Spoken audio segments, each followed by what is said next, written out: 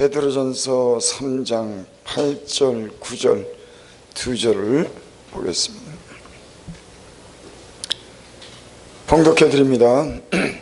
마지막으로 말하노니 너희가 다 마음을 같이하여 채으라며 형제를 사랑하며 불쌍히 여기며 겸손하며 악을 악으로 욕을 욕으로 갚지 말고 도리어 복을 빌라. 이를 위하여 너희가 부르심을 입었으니 이는 복을 유업으로 받게 하려 하심이라. 아멘. 마지막으로 말하노니, 이 말의 그 뉘앙스를 보면은 그런 생각을 해봤습니다. 부모가 이제 모든 걸 마무리할 때 너희들 서로 불쌍히 여겨, 사랑해, 능력 받아, 돈 벌어, 이런 얘기 안 할 거예요. 부모 입장에서는 이제 마무리를 지고 뭔가 이거를 마무리 짓고 싶은데, 그럴 때 아마 마지막으로 말하니, 저는 그런 마음이 느껴집니다. 베드로가 아마 떠날 기약이 아마 가까웠는지 아니면은 이 성도들에게 이런 부탁으로 마무리 짓고 싶은지 이 말씀을 했다고 생각해요. 마지막으로 말하니 너희는 다 마음을 같이하여 채우라며. 마음을 같이하죠. 생각이 다 틀려도 이 마음을 같이해야지 공동체가, 교회가 그 유지가 되더라고요. 뭐 잘하고 돈 있고 능력 있고 그래도 마음이 틀리니까는 깨지려니까 불안하더라고. 마음이 좀 이렇게 같아가지고 이렇게 좀 편안해야지 그 공동체가 유지가 되고 은혜가 있지.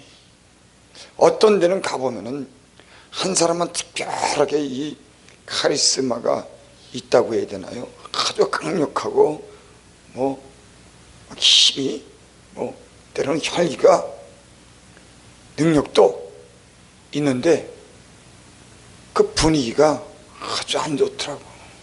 그래서 그 이스라엘 그 백성들이 집을 방문할 때나 만날 때 샬롬 하는 게 참 이게 깊은 뜻이 있구나, 이런 걸 알게 된다. 그래, 편안해.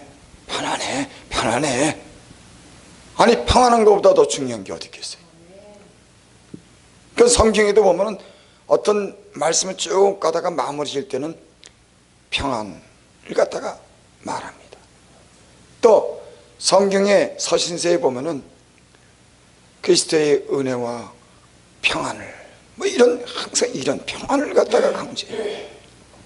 그런 의미에서 오늘 베드로가 말씀한 이 말씀은 참 중요한 어떤 그런 의미를 갖는다고 봅니다. 너희가 다 마음을 같이 채우라며, 채우라고 하는 말이 아픔과 슬픔을 공유하고 깊은 연민으로 불쌍히 여긴다. 참 이래야 사는 맛이 나는 거 아닙니까 이게? 그 옛날에는 그런 맛이 있었어요. 잘 살지 못해도 동네에서 서로 동정하고 불쌍히 여기서 인간 사는 맛이 났는데, 지금은 모든 걸 법으로 해결해요. 법으로 해결하지 않아야 될 것도 법으로 해결하니까 거기는 인간미가 없는 겁니다.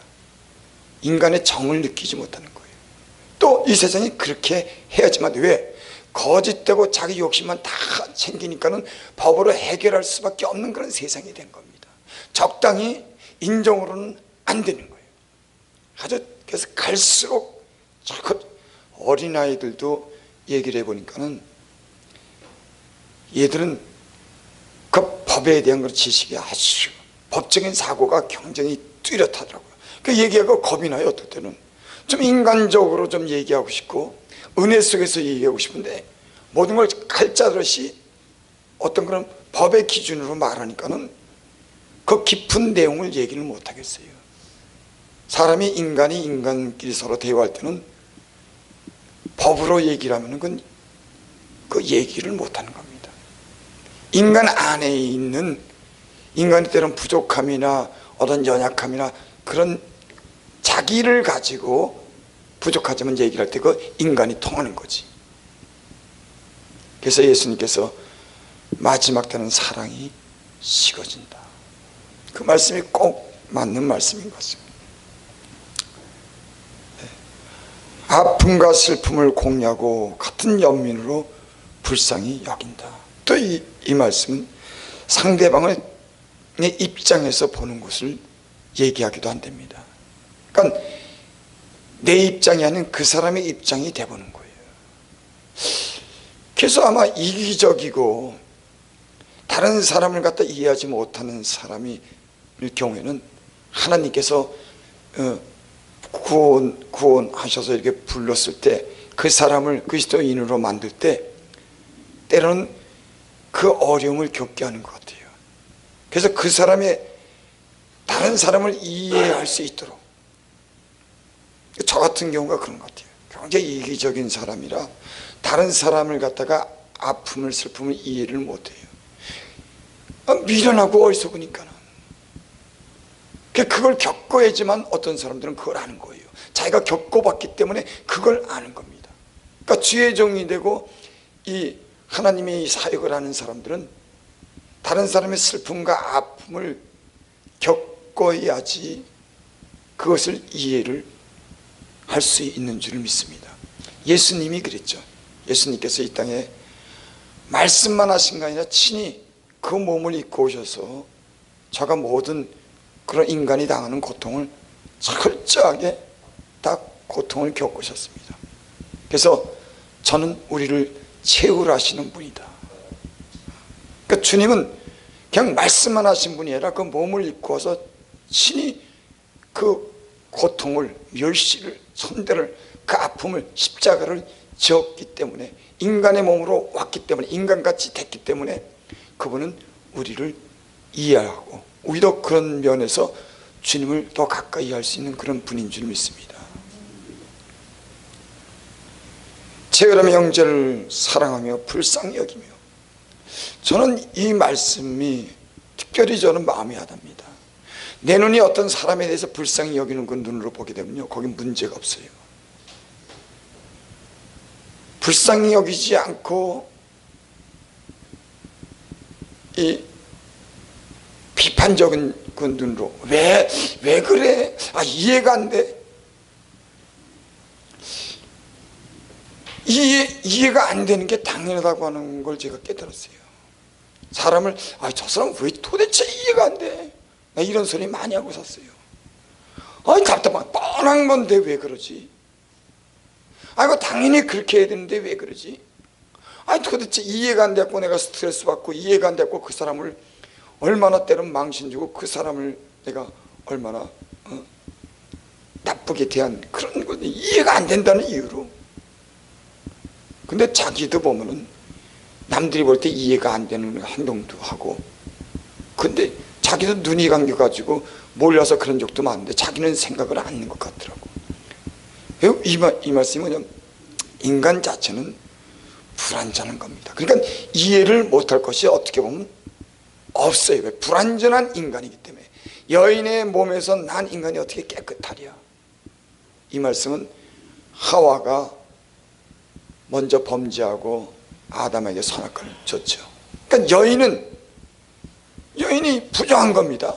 하나님을 배반하고 하나님 말씀 불순종한 게 여인이 먼저 불순종했어요. 그 의도가 아주 나쁜 겁니다. 불완전한 인간에게 나온 죄 가운데 난 여인에게서 난 인간이 어떻게 깨끗하려고 합니다. 그러니까 인간 자체는 불완전한 거예요. 완성된 인간이 있을 수가 없는 겁니다. 크고 작든지 간에 허물투성인 게 인간이에요. 그러니까 예수님이 이 땅에 오셔서 우리 인간을 위해서 죽으셔야지만 되는 분명한 이유가 있는 겁니다. 죽어야지만 되는 겁니다. 인간이 불완전하고 죄 가운데 있다고 하는 것은 죽음을 얘기하는 거예요. 그건 죽음으로서만이 해결하는 겁니다. 그건 피로서만이 해결하는 거예요. 그러니까 예수님은 죽어야 되는 거예요. 그러니까 예수님은 우리를 용서하셨어요. 그 피로, 그 넓은 사랑 우리를 다 그러니까는 어떤 사람들은 예수님께만 오면 회개하면 용서받지 못할 게 없다.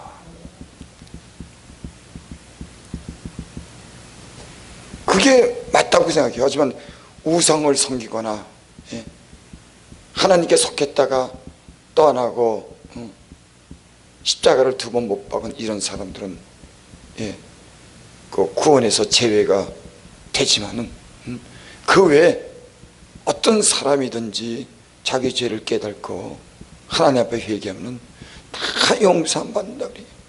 아마 우리 삶을 돌이켜보면 그 말이 이해가 될 겁니다. 내가 어떻게 용서함을 받았는지.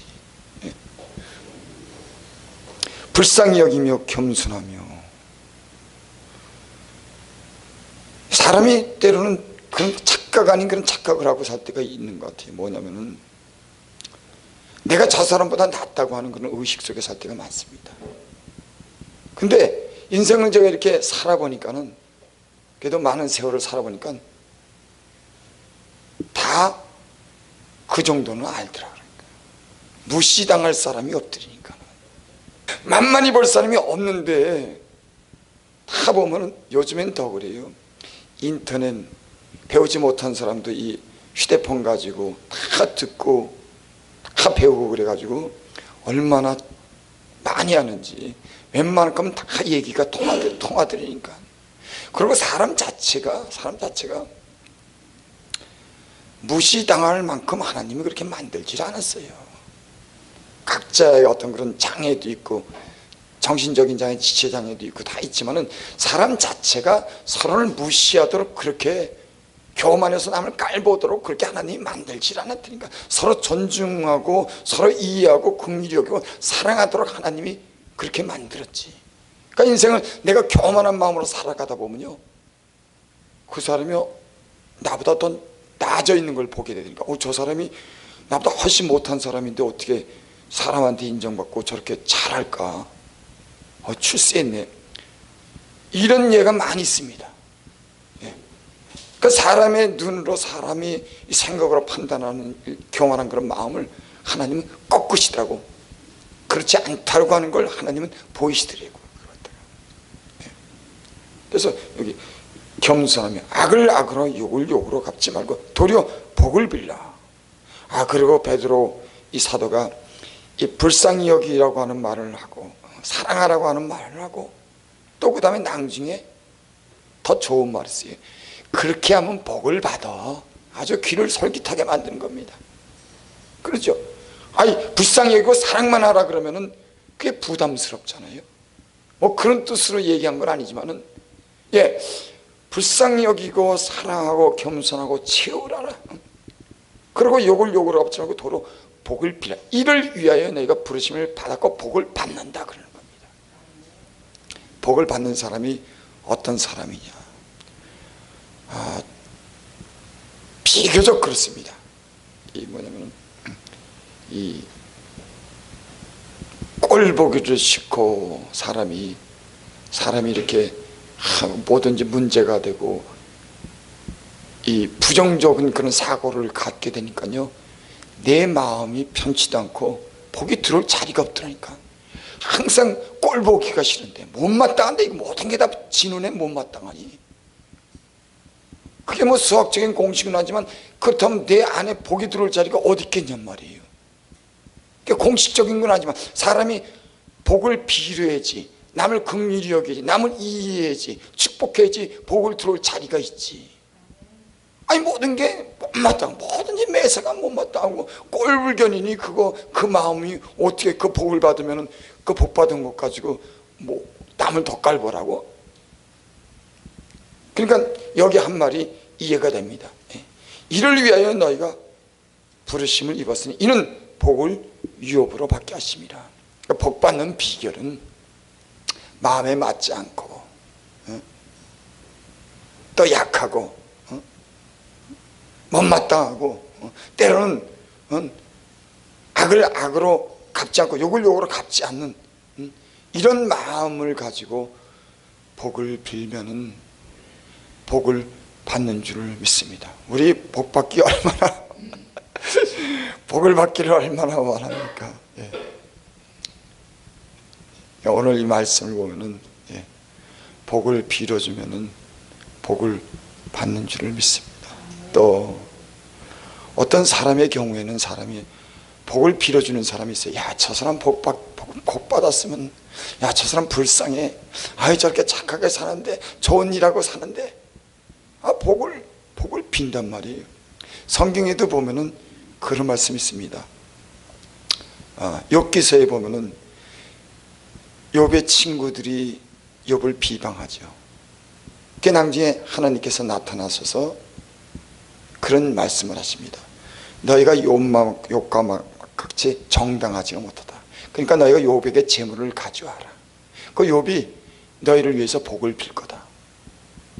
그러니까 이 복을 받는 이 공식을 보면은 항상 서로가 잘 이렇게 모든 걸 풀고 또 그 사람으로 하여금 복을 빌어주는 이런 공식적인 관계가 성경에 있어요.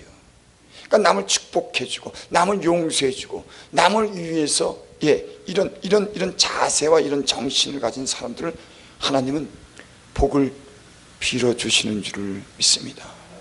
우리가 복을 받기를 원하는데 이런 부정적인 못마땅한 이런 마음을 버리고 다른 사람을 이해하고 긍휼히 여기서 그 사람의 복을 빌 수 있는 이런 마음을 가진다고 하면 오늘 말씀한 것처럼 복을 받게 될 줄을 믿습니다.